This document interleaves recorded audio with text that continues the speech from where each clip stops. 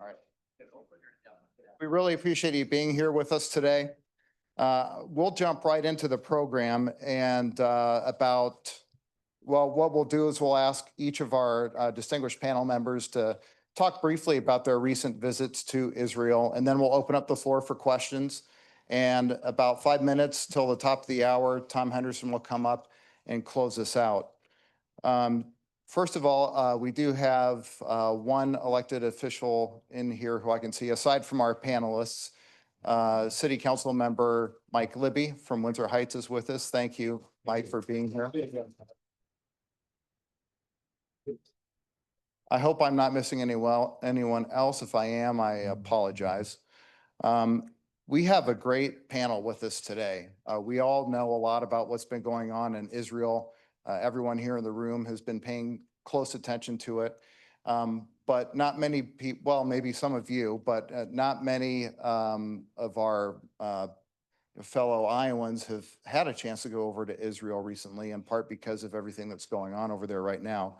But our panelists today have, and they've been over there all within the last month or two. We have 3 panelists with us who are part of a program called 50 States, One Israel, which was a conference that the government of Israel held there from September 14th to 18th. At that conference, they invited legislators from all U.S. states and from both the Republican and Democratic parties. Iowa's delegation included Senator Isaiah Knox, a Democrat, Senator Kevin Allons, who's with us via Zoom, a Republican, and Representative Jon Dunwell, also a Republican. And on another separate trip of Iowa congressional member staffers, Deputy Chief of Staff for Representative Zach Nunn, Wes Enos, also participated. So we've invited him to join us and talk with us about his experiences as well. So each of our panelists has a biography that I could spend a lot of time on, but in the interest of time, I will just invite them to go ahead and spend 3 to 5 minutes letting us know what their experience was during their recent trip. And after they're done, we'll open up the floor to questions. Oh, former Ambassador Branstad is here with us too. Thank you for being with us. So why don't we start with the upper and better chamber of the legislature, the Senate.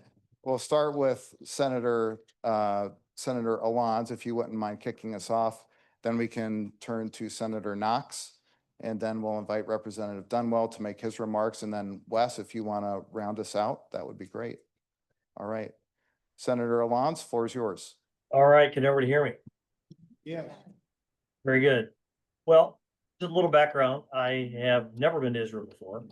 I've looked forward to it for many years, and when this opportunity presented itself, even on short notice, I really jumped at the chance. So it was a great experience to spend time with my fellow colleagues and just to join this contingent of roughly 250 state legislators from both parties from across the entire country.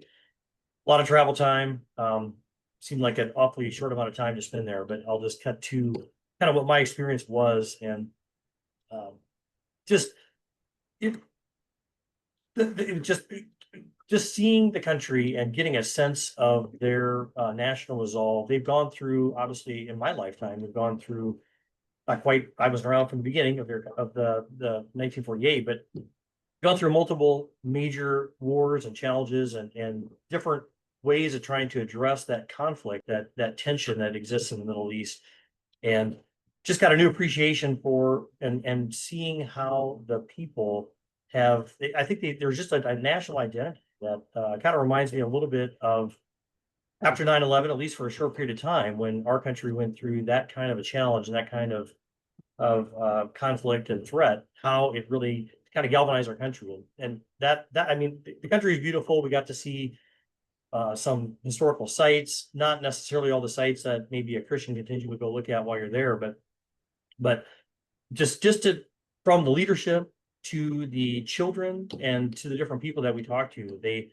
understand, and they recognize, or they really seem to have more common purpose of who they are and why they have to stand up for who they are and where they are, And it was just really interesting, and it highlighted just the resilience of the people of Israel, to exist in where they are today on that land after everything from the Holocaust going farther back through all the challenges they face. So there's so many things I think that we could say. It was just a wonderful experience. They were so hospitable, and they obviously rolled out the red carpet for us.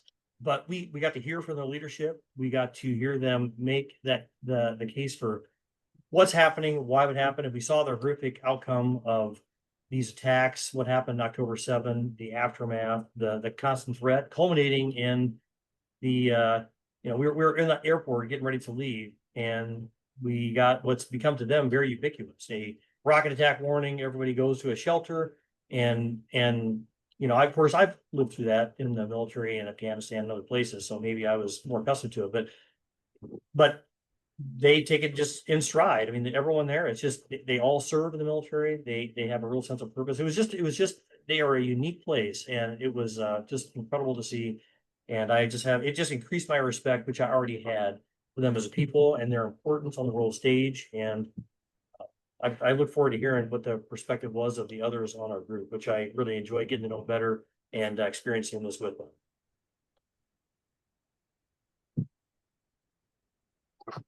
Well, thank you for having me. Always good to see you, Senator Iowans. And yes, I just told Representative Dunwell it was great getting to know everybody better. On the bus, so you didn't have to say that I'm the Democrat. I was the only Democrat on the bus. We had Nebraska, North Dakota, South Dakota, and Iowa. I was not the only Democrat there, though. It was a real true bipartisan, it's a little loud, bipartisan trip, life-changing experience.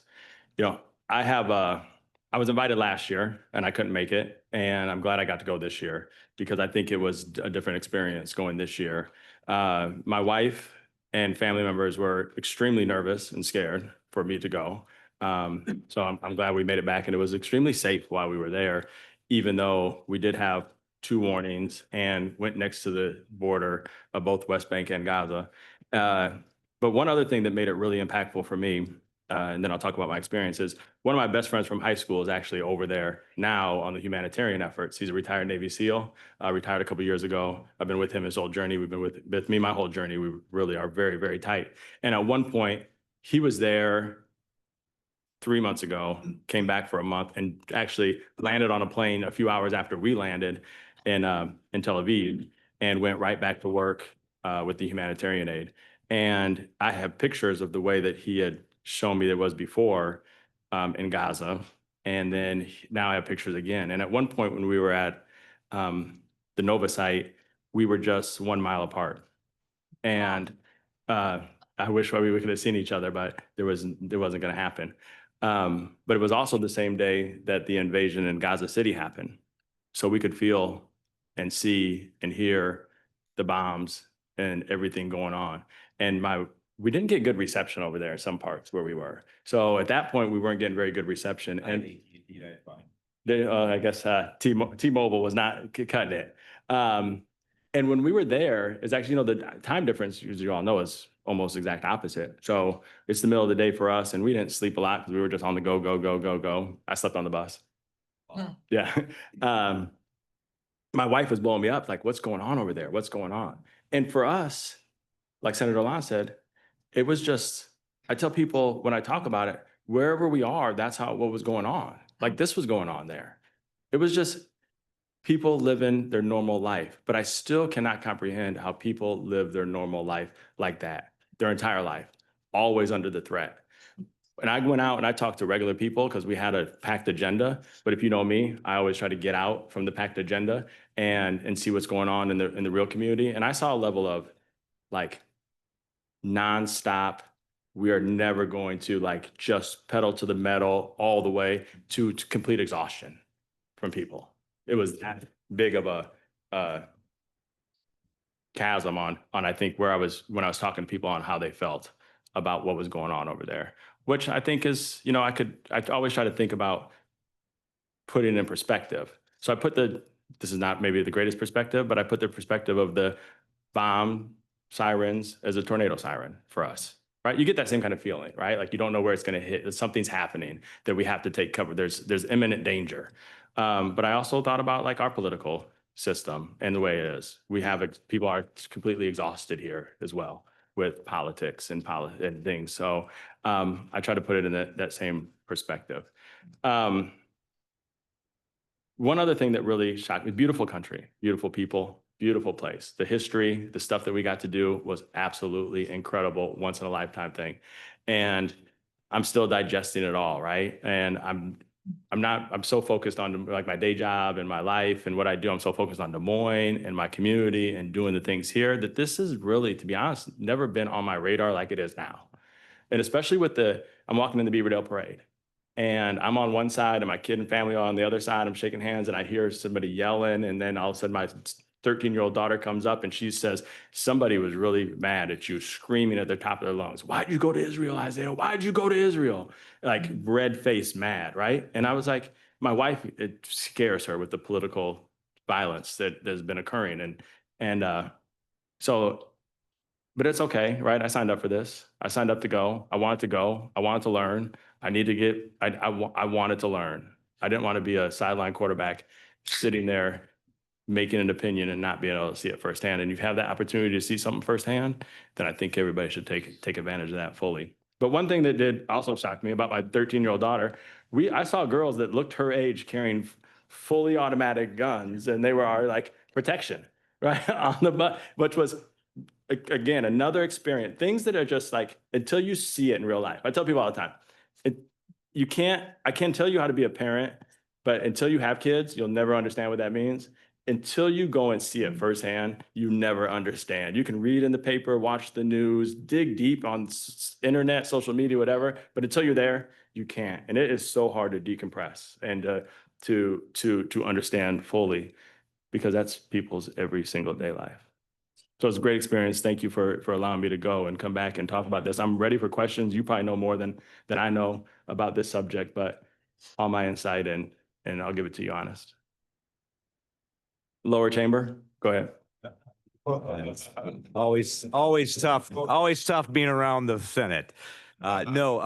Great time, great experience, great connections, traveling together. You get a chance to talk about things you normally don't get a chance to talk about. There's three things that pop into my mind as I have been digesting the trip and the experience. Number one, these are not ordinary people. As you think about what's happening in Israel, and you think about not just what happened in the last 2 years with October 7th and the massacre, but you think of the decades of conflict. In most countries, we're reminded by our tour guide, when you have conflicted war zones, your population decreases. Since the last 2 years, since October 7th, Israel has gained 300,000 people who have chosen to come and be part of the country. We got a chance to spend some time. We got a chance to spend some time with a young man who is from New Jersey. He's called a lone soldier because he has moved there and he doesn't have family in Israel, but he enlisted the minute he found out that this had happened, and he had just come off the line at 12 o'clock midnight and was spending the day helping us walk around the Nova site and just telling us the stories, his experience, why he chose to join it. These are not ordinary people. October 7th, when it happened, everyone who serves, which is the country, they started heading toward their base. And I laughed because our tour guide said he's probably a little younger than me, had diabetes, couldn't serve. He said, so the tour guides got together and said, what do we need to do? And I want you to imagine the reservation, not the reservation, the reserve army base. All these soldiers had no place to put their cars. So they're just parked up and down like I-80. And these tour guides just band together on their own and came up with a plan to contact the family, get the extra set of keys, and start driving these hundreds of cars back to their families. That is when I say it's not ordinary people. As Izaah said, we may be shaking in our boots when the sirens go off and there's a rocket raid. It's like an everyday occurrence for them. And so I say these are not ordinary people. And story after story, everyone had someone serving in the military or had an idea or a thought or an action of what they were doing as part of the effort. And everywhere you looked, you saw them with remembrances of the hostages. That's everywhere you look. Secondly, it's not an ordinary country. We forget how small Israel really is. We forget that before the Jewish people began to resettle that land, it was nothing but a swamp and a desert. They have taken which was a horrible place and they've made it into a place of beauty. They've made it into a productive place. Israel is a leading trader. Their number one export, 50% of their exports are technology. If you have a cell phone or a self-driving car, that is because of the technology in Israel. They're doing that in defense and across the board. It is not an ordinary place. It's fighting a 6 to 7 front war with enemies all around them. They're trying to be isolated. It is not an ordinary place. It's a people who are very ambitious and have taken what was desert and swamp and made it into a beautiful, productive country. It's a democracy. We forget that. We walked around and we were encouraged the minute we started our phone calls about preparation for this trip. When we were on the bus, they encouraged us to talk to as many ordinary Israelis, Jewish, non-Jewish, as we could. And there's a diversity, just like here, of opinions about whether Netanyahu is a good guy, bad guy, how long he served, whether he should get out of office, all of that. There was a great diversity, and there's a freedom to share those thoughts and those ideas. Good resolve around getting our hostages free, but it's a free place and it's a democracy. I say those things because we have to remember it's not an ordinary place. It's not a group of ordinary people. And that's one of the reasons when I come back here, I believe our response needs to be extraordinary. When I think about how they're under attack, we forget it's not that Israel is opposed to a two-state solution. It's not that the Israelis don't believe that the Palestinians should be able to develop a country on their own. The issue is, how do you do that when you have a group of people who not just once, not just twice, not just 3 times, but regularly and consistently have communicated in word and in action that the Jewish people and the Israelis don't have a right to exist and need to be wiped off the face of the earth. You can't create a place of safety and develop a country when there's that kind of mindset that exists. One of the most moving experiences after we left the Nova site, we got to go where most people don't get to go, to the kibbutz where 102 people lost their lives.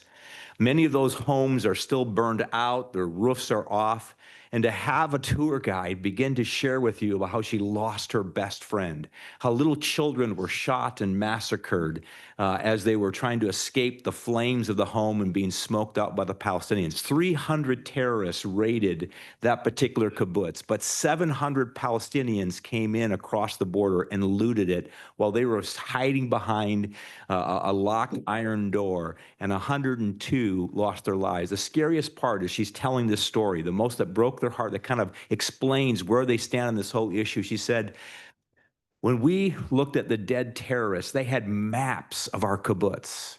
And that means that there were those that we had paid for and provided resources for from Palestine to come and use our medical facilities, who then drew maps to where our armory was and where people were. There were also people that we had employed, and remember, the economy in Israel is strong. The wages in Israel are very high, who had pastors who came every day and worked and made these great wages, who betrayed the very families in that kibbutz and were participants in causing the massacre and the hurt that happened there. And so there's a weariness, there is a sense of betrayal. And I will tell you, we got all on lists now. The anti-AIPAC groups are just publishing our names everywhere. They're calling us Nazis, and we've committed treason. And so there is an unusual hatred and anger that's spreading across our world. And so it calls for an extraordinary response, because the reality is they're being isolated and they're being treated in an unfair way. We know they've gone to great lengths to protect in the bombings, putting out leaflets and messages saying abandon this areas. But Hamas, on the other hand, has gone to great lengths to use the civilians and to use the resources and food that's been sent over for their own purposes. And so again, I say it's not an ordinary people. It's not an ordinary country. And for those reasons, as I leave there and I'm processing this, I'm saying it calls for an extraordinary response from me as a citizen, for me as a legislator in Iowa, and for our U.S. government and our allies to think about what it is. The last thing I'll say is, remember, one thing that Israel has not asked for. They have not asked for our troops. They fight their own battles. They fight their own wars. And it's a pretty admirable thing to watch what they're going through. I so appreciate being actually recommended by this organization to be part of that delegation. And it was a great honor and a privilege and an eye-opening experience. It's not that Israel's perfect. It's not that they shouldn't be criticized, not that they shouldn't be held to an accountable standard, but it needs to be a fair standard because it's not an ordinary place, it's not an ordinary people, but it calls for an extraordinary response.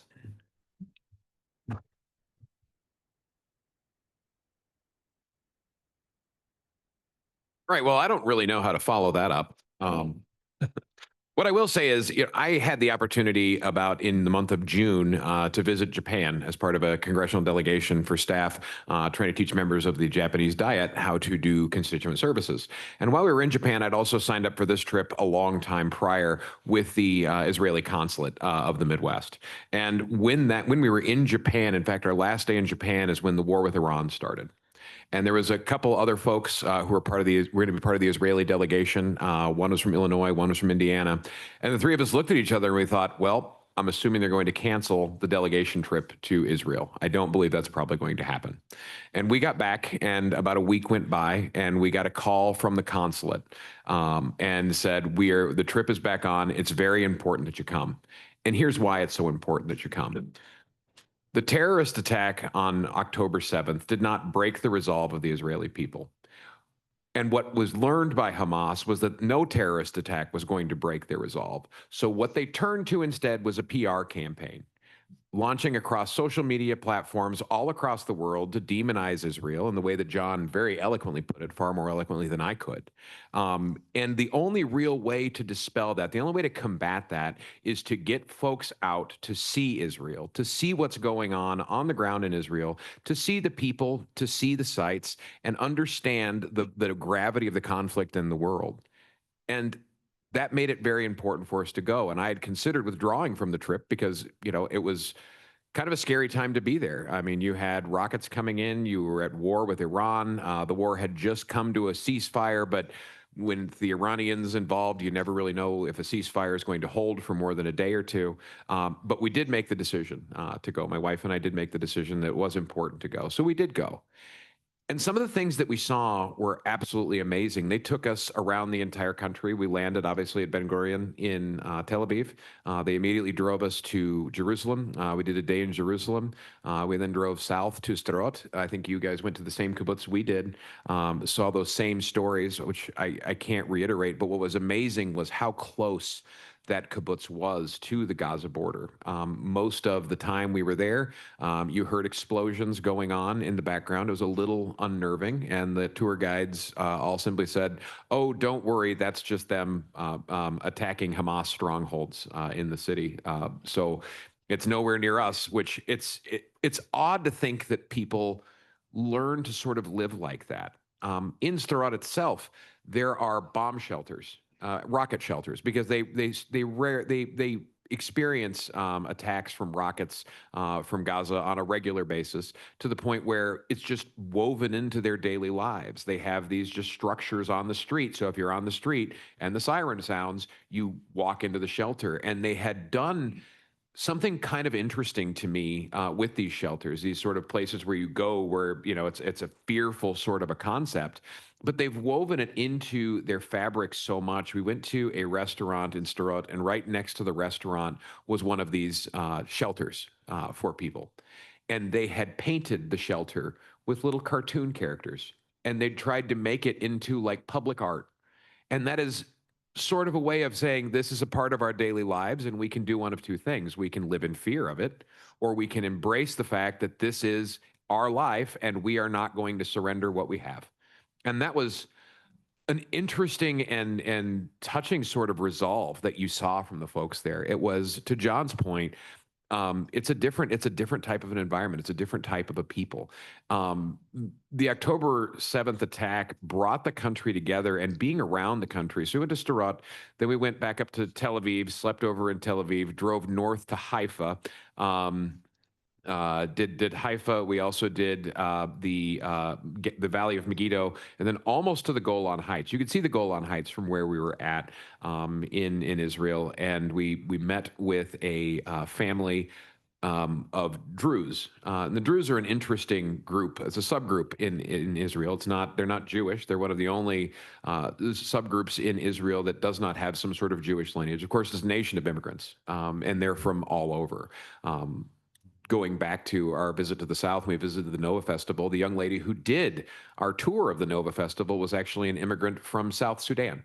So it was not, as we get told on TikTok and a lot of other social media platforms, it is not this colonizer country. It is a country of immigrants from all over the world, all different ethnic backgrounds, all different races. And this young lady was a great testament to that, because she was not what you would expect. If all you knew of Israel was what you see on TikTok, she was not at all the norm, and a lot of the folks that you ran into were not the norm. The people wandering around Tel Aviv were from all over the world. In fact, the only way I can really describe Tel Aviv to be effective and put it into an Americanized term is Tel Aviv reminded me a lot of Miami. The culture, the sounds, the people, everything about that. It felt very much like a Miami type city, and it was amazing to be there. But the Druze, back to the Druze folks, the Druze are a very small ethnic group in Israel, and they're one of the few. Most of the ethnic groups are exempted from the mandatory military service for all folks. However, the Druze not only are one of the few groups that participate in the mandatory military service, they opted into it. And the reason why they opted into it is because Israel allowed them to practice their religion, to practice their ethnic beliefs, and to practice who they were, when previously, under previous regimes, going all the way back to the Ottomans, they were persecuted and killed for their beliefs. And the Israelis, when they took over, were the first ones to come to the Druze and say, you're allowed to have your religion, you're allowed to have your culture, we accept who you are. And that made them a big part of that Israeli culture. So there's a lot of rumors to dispel about Israel that we had an opportunity to dispel about them. And the Druze are not only signing up for the mandatory military service. In fact, the gentleman that we met with was actually a member of the Mossad, which is absolutely not done for anyone who is not Jewish or not Israeli. So it was an interesting thing for him. Going around the country, we talk about nations of immigrants, and we talk about the different impacts that those nations of immigrants come to, and that different type of a person who lives in Israel. And one of the cool things we learned, it's one of the highest, it has one of the highest percentage of startups and incubators around the world for startup companies. A lot of them are in agriscience. A lot of them are in telecommunications. A lot of them are in AI as well. So it's fascinating to see that many startup companies just popping up all around Israel. And I think that comes back to that sort of immigrant culture, that idea of, I'm going to make something of myself, I'm going to make something of my country, and I'm going to come in and I'm going to take this risk. Because what kind of a risk would you have to take to move to a place like Israel that is, as Jon has mentioned, as Izaah has mentioned, surrounded on all sides and being attacked on all sides? It takes a certain kind of person to want to immigrate to a place like that. And it turns out the kind of people that do that are the people who are willing to take risks, and the people who are willing to take risks do startups, and they change the world in the innovation that they create. So it was fascinating to see that. You saw flags all over the country. The only way, again, I can put it is, it felt a lot like the United States in probably January of 2002. That's the only kind of comparison that I can come to. I was in my 20s, and you saw flags everywhere, and you saw this big sense of national unity, and we saw that all around Israel, and it was absolutely amazing to see. Of course, with anything, there's always problems. There's always rooms to improve. But I think that the general message that we got, and the general message that I wanted to make sure we delivered back, is there is a certain social media culture that is intent. I think, Izaah, you mentioned it as well, that is intent on demonizing Israel and the Israeli people. And when you go and you visit and you see the sites and you talk to the people and you hear from them and you see what's going on a daily basis, they're just regular people. They're trying to live their lives the best they possibly can, understanding that they are under constant threat. They get so numb to the threat. In fact, we had one rocket attack the entire time we were there. We had a wonderful tour guide, and they took us to the Souk in Jerusalem. And we were there in the evening, and a rocket alert went off. And she looked at her phone and she said, "Oh, don't worry, it's just the Yemenis. Their missiles aren't any good. Don't worry about it. Just go back. Just sit back down." And we all sort of looked at each other like, "Okay," and we sat back down. You kind of took her word for it. It's like, yeah, the Yemenis. It's just like a pipe bomb with a missile on the back end. It's going to blow up in the air. It's like, okay, but imagine living like that. It was absolutely surreal. So I can't speak highly enough of the trip that we were able to go on. If you have the opportunity to go, it's an absolutely phenomenal time to go. Everyone up here has mentioned all of these national monuments that are going to be, they'll be monuments. It's a lot like the September 11th Ground Zero site, whereas today they're just kind of these small people are putting together sort of thing. But they'll be monuments now, and seeing that built would be amazing. I would recommend going. Thank you all for your insights. Those are really fantastic and really important for us to hear and good for us to hear.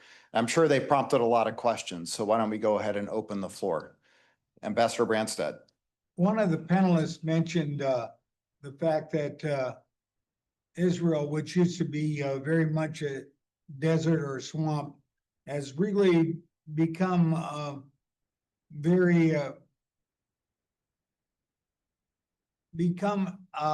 really an oasis of beautiful trees and plants. One of the reasons for that is there's an Israeli named Hillel that did that, and he received the World Food Prize. Yes. And I would say, and he was dominated by, I think, a group of some of their neighbors, Arabs, yeah, Arab countries. So if you ever get the chance to, at the World Food Prize, you'll see that he was one of the recipients of the World Food Prize, Mr. Hillel. But he's an example of kind of the entrepreneurship that is so evident in Israel. And I think some of you have pointed out that there is a worldwide effort to really paint the Jewish people and Israel in a very negative way.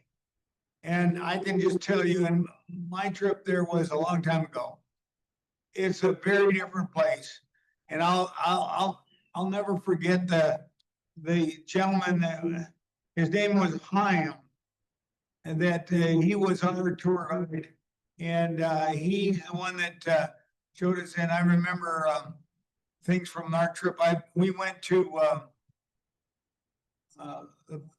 the southern part of Israel, which was a very hot area, and we were in I forget the name of it.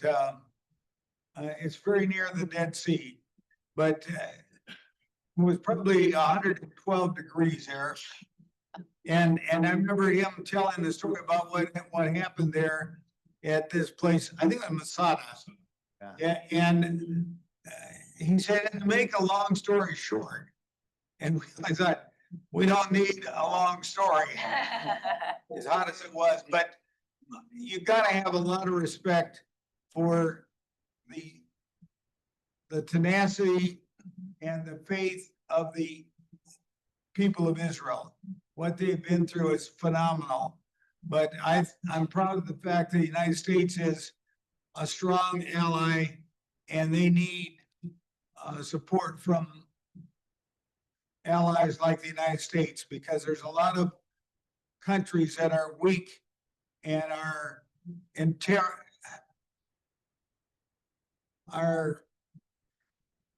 I guess are frightened by the threats made by all of the immigrants that have come from the hostile nations of the Middle East that play a very important role in Europe and many other parts of the world. And I think that explains why the United Nations is as negative as it is towards Israel. But I'm really glad you all had the chance to go there and see for yourselves and visit with the people, because that's the best way you're going to really get the information that is critically important to know the truth. So thank you very much. Governor, take 30 seconds or a minute and share for most of the people here who don't know this about your mother, Rita. My mother was Jewish. And so even though my father was Norwegian Lutheran, but I was raised by a Jewish mother. And I found out in Israel, if your mother Jewish, you're considered Jewish. So the, we visited Auschwitz. I just read a book about the tattooer of Auschwitz, who was a Jewish guy from Slovakia. And it's a moving story about what they went through and all the people that were killed in the concentration camps. But the Jewish people have been through a lot. Israel was established so that the Jewish people would have their own home. And it's amazing through all these centuries, the hatred that continues to be against the Jewish people. But obviously, I think it's critically important that more Americans really get to see and know how important Israel is and the people. Thank you, Governor. Kane, you had a question? Yeah, it's kind of hard for us to visualize, and we had a chance to do that, what it's like to live in a small country that's attacked over and over. And I think it's good to remind people that in 1960, some Mexican officials and a gang invaded Columbus, New Mexico, and General Pershing chased them all across New Mexico after about half of them were killed on the streets of Columbus. So it was not a good idea to do that. Of course, World War II were attacked in Japan, and 50 million people were killed as a result of that. So the United States does not react well to being attacked. And we should allow Israel to have the same right.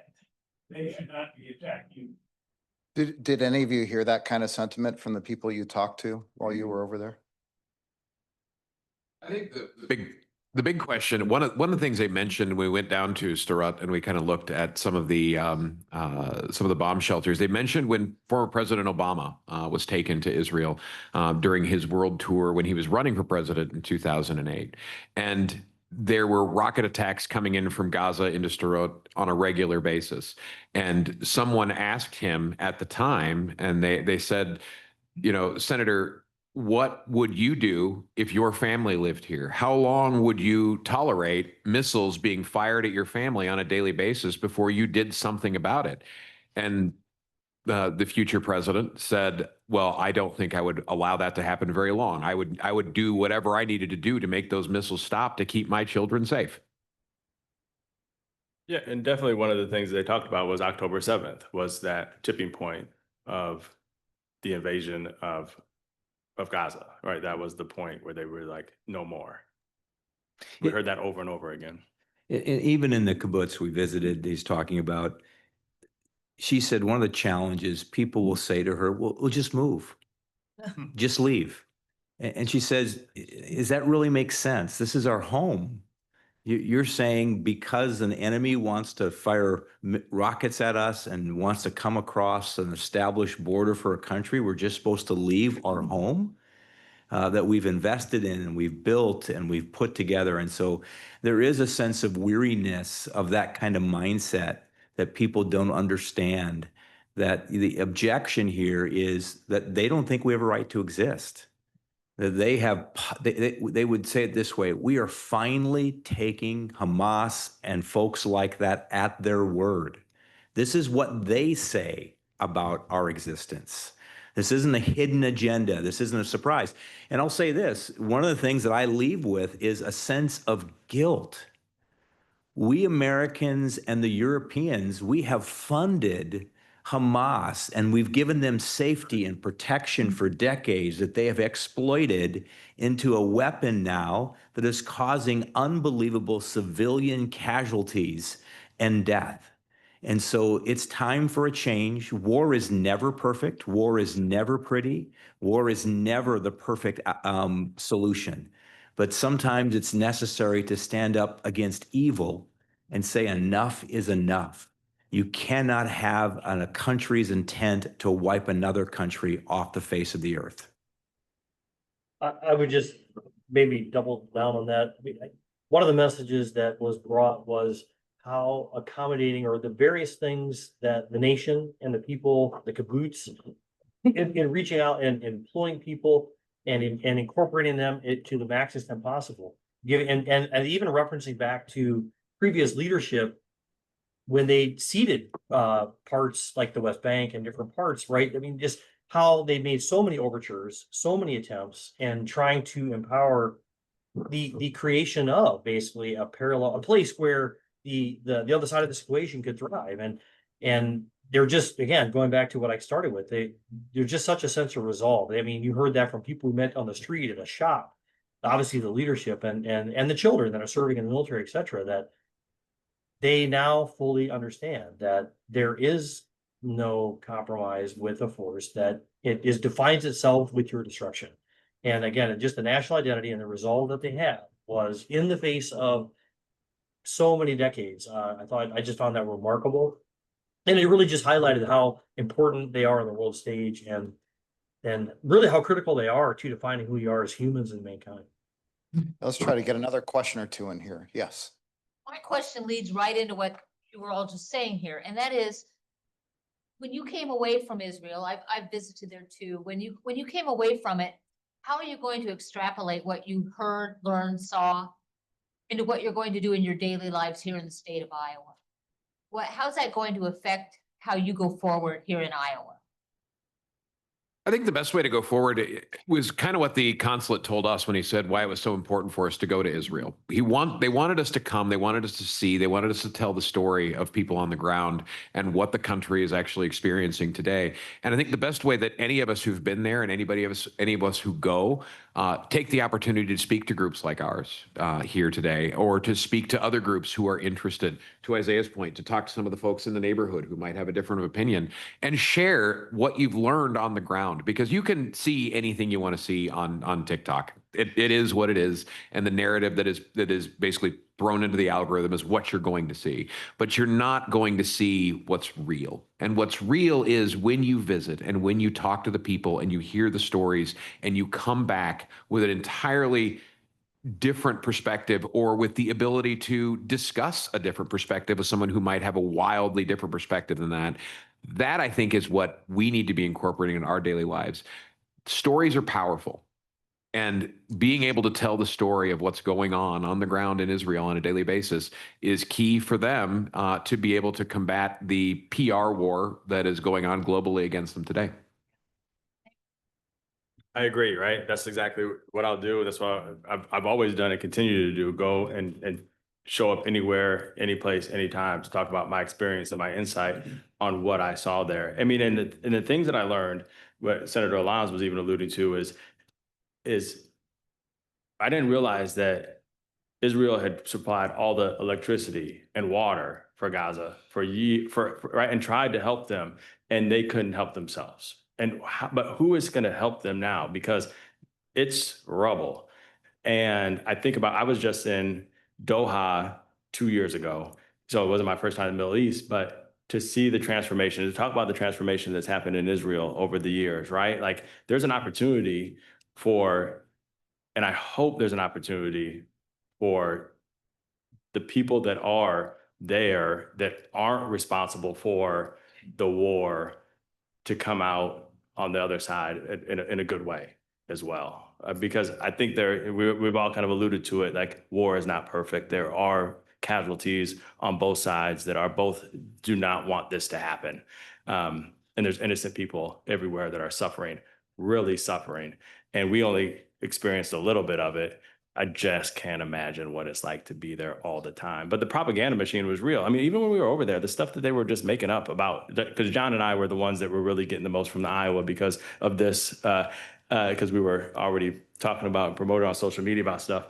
But even like when they were talking about, like, they made a comment about cell phones multiple times, and that our cell phones now, because we went over there, were tapped or wired or bombs now. And then like, they sang "Somewhere Over the Rainbow" at an event, we were at, and that was some kind of mind control song that we have now all come back and we were going to be mind controlled. And it was nothing like that. There was never an ask, right? There was just a come and experience this and then go back with your honest opinion and tell people exactly what you are seeing and feeling and hearing from the ground. So that's what they asked us to do, and that's what I'm going to do. I did see your eyes glaze over a little bit when that song came up, though. I mean, I'm glad I closed my eyes so I didn't get mind controlled. Just to reinforce, because I really believe it calls for an extraordinary response, it is about taking the picture that I've been giving and doing it with bold lines and vivid colors. Because if I'm talking about someone who has broken into my house, my wife is over here and raped her and killed her, I don't make any bones about what that is. That is called evil. That is called wickedness, and it needs to be dealt with accordingly. And so as we engage in discussion, I want to make sure I do that in an extraordinary way that's very bold and very vivid, because I do think people need to understand, because we have a tendency to try to say, well, this here, and then this here, and this here, and this here, and almost justify. There are hostages who are being held. There are dead bodies of Israeli hostages that have yet to be set free. You want to stop the massacre in Gaza? The answer is simple. Hamas, go away. And secondly, release the hostages. So. Senator Alonso, you have anything to add to that? No, I really, I would just emphatically agree with that, number one, just being willing to stand up. The pressure is there to be silent, and obviously we can't be silent. Like I said before, I think Israel's in a unique position and in history and in mankind, and what happened, I think, it's jarring, and I think we can't stop highlighting that. It's just, having seen it, I can't not say something. So I think that's just a role that we have going forward. I had that view before, but it's certainly so much more real to me having seen it with my own eyes. Well, I wish we had more time, but unfortunately, we're almost at 1 o'clock. I'm sure our panelists will stick around for a little bit afterwards and answer any other questions that we weren't able to get to. As Tom Henderson makes his way up here, let's give our panelists a round of applause.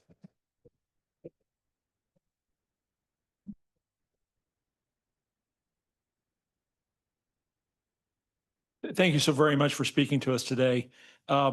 When you talk about the threats that you receive or the bad comments you may get through email, there's not a person in this room that doesn't understand what that means in this day and age. And I know at least one of my political heroes, Senator Robert Kennedy, gave his life as a result of his support for Israel. So it's a serious business. But I think we all acknowledge that sometimes things are too important not to stand up for them and to have the courage to do that. And you all have that, and I really appreciate it. The one other thing I was going to add was that when Charles and I have gone out and made speeches on behalf of ISI, we have people that come up and take us on this issue. Most of the people that are pro-Palestinian are not well informed. Their arguments they really are limited to just seeing a picture of a dead child in the street, which is awful, but that's it. It's the scope of their knowledge. And I think if we engage them, it makes a huge difference. And I know you're doing that. You come back well armed now for those discussions, which is wonderful. I do want to thank the ISBA for this room. Think about it, it's tremendous sacrifice. We get this for nothing because they support the efforts of our organization. So I never want to forget that. We are a bipartisan organization. Charles is a Republican, one of my best friends, and I'm a Democrat. As you know, we put on these lunches for nothing, but now you have a chance to give back. How many of you have had a chance to get a banquet ticket? Well, we need to do better. This is going to be an outstanding banquet. It might be the best one we've ever had. In fact, I think it's likely going to be. Yanni Diller's going to be there. He's one of the survivors of the October 7th attack. And we have not spoken to a survivor to date here in Des Moines. Now, you folks have had a chance to do that, but It's a tremendously important event for us to go to. We have a deadline of October 6th to sign up for tickets. You can get a ticket on the way out. Tamara will take care of you if you want, but please come to that. It's on a Sunday night. I hope all of you are there and can be a part of this great banquet that we're going to have. Do you have anything else, Charles? No. Okay. Thank you so much for coming. Not to-